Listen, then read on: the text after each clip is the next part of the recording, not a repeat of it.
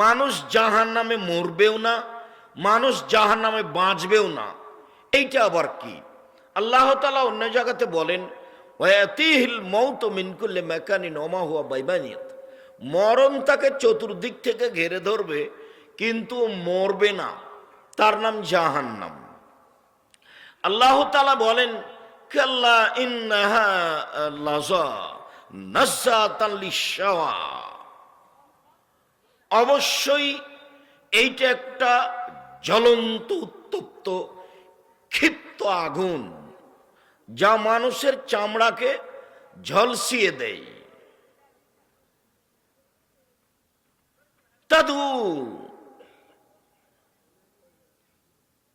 ডাক দেয় ওকে, মানে তাওয়াল্লা, যে উল্টা মুখে চলে যায়, কথা মানে না।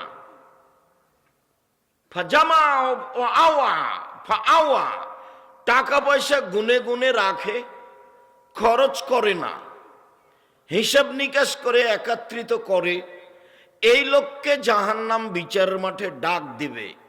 জাহান্নাম এমন একটি জায়গা যা ক্ষিপ্ত আগুনের নাম। সম্মানিত দিনী ভাই বোন, আল্লাহ তাআলা জাহান্নামের পরিচয়ে বলেন, ইন্না লাদাইনা আনকালাম ওয়া জাহিমা, নিশ্চয় আমার নিকটে রয়েছে দুর্বহ বেড়ি এবং দাউ দাউ করে জ্বলতে থাকা আগুন।